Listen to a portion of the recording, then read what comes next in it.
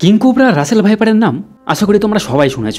King কোবরার neurotoxic বিষ এবং এর আকার এটিকে রাসেল ভাইপারের চেয়েও বেশি মারাত্মক করে তোলে, যার বিষ হিমোটক্সিক। কিং কোবরা একান্তভাবে বসবাসকারী এবং ঘন বনে পাওয়া যায়। অন্যদিকে রাসেল ভাইপাররা বেশি আক্রমণাত্মক এবং প্রায়শই জনবহুল অঞ্চলে পাওয়া যায়। অন্যান্য সাপ শিকারে তাদের শক্তি এবং বিশেষ দক্ষতার কারণে কিং কোবরা একটি কাল্পনিক লড়াইয়ে রাসেল ভাইপারদের পরাজিত করতে পারে। কিং কোবরা এবং রাসেল ভাইপার এই দুটোই একটি মারাত্মক সাপ। দুটি সাপেরই নিজস্ব বিষাক্ত বৈশিষ্ট্য রয়েছে। তারা দুজনেই মারাত্মক, তবে তাদের বিশেষ সম্ভাবনা, আক্রমণাত্মক অভ্যাস এবং মানুষের মিথস্ক্রিয়ায় পার্থক্য আলাদা আলাদা। কিং কোবরা বুদ্ধিমান এবং আকারে অনেকটা বড়। এই সাপ একবার কামড় দিলে এর নিউরোটক্সিক বিষের সাথে একটি বিশেষ বিপদ তৈরি করে, যা স্নায়ুতন্ত্রকে আক্রমণ করবে। বিপরীতে রাসেল ভাইপার তার হিংস্রতার সাথে একটি শক্তিশালী হিমোটক্সিক বিষ প্রয়োগ করে, যা টিস্যু এবং রক্তকণিকাকে হত্যা করে। এই ভিডিওর মাধ্যমে আমরা এই মারাত্মক দুটি বিষাক্ত সাপের বিষয়ে জানবো, যেটা তোমরা জানলে অবাক হয়ে যাবে, যার মধ্যে বিষের ক্ষমতা থেকে শুরু করে তাদের আচরণগত বৈশিষ্ট্য সবকিছুই আলোচনা করা হয়েছে। তো ভিডিওটা শুরু করার আগে তোমাদের সবার কাছে একটাই রিকোয়েস্ট, তোমরা যারা যারা আমার চ্যানেল নতুন তারা অবশ্যই আমার ভিডিওটিতে একটি লাইক করে আমার চ্যানেলটিকে সাবস্ক্রাইব করে দিও। তো চলো ভিডিওটা আর বেশি দেরি না করে শুরু করা যাক। প্রথমেই জেনে নিই এই দুটি সাপের বৈশিষ্ট্য সম্পর্কে। কিং কোবরার বিষ হলো নিউরোটক্সিক, যা স্নায়ুতন্ত্রকে প্রভাবিত করে, এবং রাসেল ভাইপারের বিষ হলো হেমোটক্সিক, যা রক্তকণিকা এবং টিস্যুর ক্ষতি করে। কিং কোবরা প্রতি কামড়ে বেশি পরিমাণে বিষ উৎপন্ন করে এবং রাসেল ভাইপার প্রতি কামড়ে কম পরিমাণে বিষ উৎপন্ন করে। কিং কোবরা 18 ফুট পর্যন্ত লম্বা হতে পারে, যা এটিকে সবচেয়ে লম্বা বিষাক্ত সাপ হিসেবে বিবেচিত করে, এবং রাসেল ভাইপার সাধারণত 5 ফুট পর্যন্ত লম্বা হয়।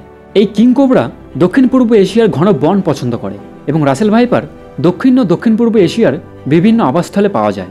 কিং কোবরা সাধারণত নির্জন, কিন্তু হুমকি পেলে আক্রমণাত্মক হয়ে ওঠে, এবং রাসেল ভাইপার আরও আক্রমণাত্মক, প্রায়শই উত্তেজিত হয়ে বারবার আঘাত করে। কিং কোবরা বনাঞ্চল পছন্দ করে, যার কারণে এদের কম দেখা পাওয়া যায়, এবং রাসেল ভাইপার জনবহুল অঞ্চলে বসবাস করতে পছন্দ করে, যার কারণে জনবহুল অঞ্চলের ব্যাপক উপস্থিতির কারণে মানুষের কামড়ের সম্ভাবনাও অনেক বেশি।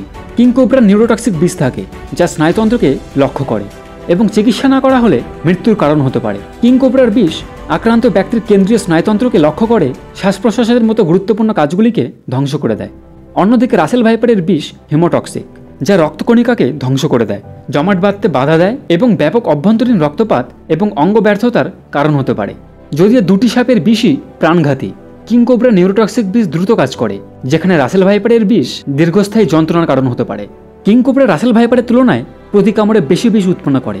গড়ে কিং কোবরা একটি কামড়ে সর্বোচ্চ 7 মিলিমিটার বিষ প্রবেশ করাতে সক্ষম, যা একটি হাতির জন্য মারাত্মক হতে পারে। অন্যদিকে রাসেল ভাইপার প্রতি কামড়ে কম বিষ উৎপন্ন করে, সাধারণত 0.5 থেকে 1 মিলিমিটার পর্যন্ত। যদিও রাসেল ভাইপারের বিষ ঠিক ততটাই বিষাক্ত। কিং কোবরায় বিষের পরিমাণ বেশি হওয়ার অর্থ হলো এর কামড় কম সময়ের মধ্যেই আরও মারাত্মক হওয়ার সম্ভাবনা রাখে। কিং কোবরার প্রতি কামড়ে গড়ে 400 থেকে 600 মিলিগ্রাম বিষ উৎপন্ন হয়, এবং নির্দিষ্ট পরিস্থিতিতে একটি কামড়ে সর্বোচ্চ 1000 মিলিগ্রাম অর্থাৎ 1 গ্রাম পর্যন্ত বিষ উৎপাদন রেকর্ড করা হয়েছে। কিং কোবরা বিশ্বের সবচেয়ে বড় বিষাক্ত সাপ, দৈর্ঘ্যে 18 ফুট পর্যন্ত লম্বা হতে পারে, যদিও সাধারণত এদের গড় দৈর্ঘ্য প্রায় 12 ফুট। সরীসৃপ রাজ্যে এদের রাজত্বের অন্যতম কারণ হলো এদের বিশাল আকার। অন্যদিকে রাসেল ভাইপারগুলি অনেক খাটো হয়, সাধারণত 5 ফুটের বেশি হয় না, যদিও কিং কোবরার আকার এটিকে আরও শক্তিশালী শিকারী করে তোলে। রাসেল ভাইপারের আকার কম থাকায় এটি আরও চটপটে এবং দ্রুত আক্রমণের জন্য আরও ভালোভাবে অভিযোজিত হতে সক্ষম হয়। দক্ষিণ পূর্ব এশিয়ার ঘন জঙ্গল, বিশেষ করে যেসব অঞ্চলে জঙ্গল এবং খোলা ভূখণ্ডের মিশ্রণ রয়েছে, সেখানে কিং কোবরা বসবাস করতে পছন্দ করে। এই অঞ্চলগুলি প্রচুর আবরণ এবং অন্যান্য সরীসৃপ সহ বিভিন্ন ধরনের শিকারের আবাসস্থল প্রদান করে। রাসেল ভাইপারগুলি আবাসস্থলের ক্ষেত্রে বেশি অভিযোজিত। দক্ষিণ ও দক্ষিণ পূর্ব এশিয়া জুড়ে তৃণভূমি, পাথুরে ভূখণ্ড এবং কৃষিভূমিতে বসবাস করার প্রবণতা রাখে। বিস্তৃত আবাসস্থলের জন্য তাদের প্রয়োজনীয়তার কারণে তারা প্রায়শই মানুষের সাথে দেখা করে, বিশেষ করে গ্রামীণ পরিবেশে। কিং কোবরা সাধারণত একাকী প্রাণী, যতটা সম্ভব মানুষের সংস্পর্শ এড়িয়ে চলে, তবে উত্তেজিত হলে তারা শত্রু হয়ে ওঠে এবং প্রায়শই তাদের পিছনের পায়ে দাঁড়িয়ে হুমকি দেয় এবং হত্যা করে। তারা অত্যন্ত বুদ্ধিমান, অন্যান্য সাপকে অনুসরণ করতে এবং শিকার করতে সক্ষম। তবে রাসেল ভাইপাররা আরও হিংস্র এবং হুমকি পেলে বারবার কামড়ানোর প্রবণতা রাখে। তারা আক্রমণকারী শিকারী এবং রাতে সবচেয়ে বেশি সক্রিয় থাকে, তাই তারা অন্ধকারে সবচেয়ে বেশি বিপজ্জনক। কিং কোবরাদের সাথে মানুষের মিথস্ক্রিয়া খুব একটা সাধারণ নয়, কারণ তারা মানব বসতি এবং ঘন বন থেকে দূরে থাকতে পছন্দ করে। তবে যখন হুমকির সম্মুখীন হয় তখন তারা অত্যন্ত বিপজ্জনক হতে পারে। এবং কামড় খাওয়ার পর দ্রুত চিকিৎসা সেবা না পেলে মারাত্মক ঘটনা ঘটতে পারে। গ্রামীণ এবং শহরতলির এলাকায় তাদের বিস্তৃতির কারণে রাসেল ভাইপারদের বেশি দেখা যায়। তাদের আক্রমণাত্মক প্রকৃতির কারণে কামড়ের সম্ভাবনা বেড়ে যায়। প্রায়শই কৃষিকাজের সময় বা মানবজাতির আবাসস্থলে তাদেরকে দেখা যায়। রাসেল ভাইপাররা যেখানে জনসংখ্যা বেশি সেই এলাকায় তাদের ঝুঁকিপূর্ণ করে তোলে। একটি কিংকোবরা এবং একটি রাসেল ভাইপারের মধ্যে যুদ্ধ হলে কিংকোবরা সম্ভবত প্রাধান্য পাবে।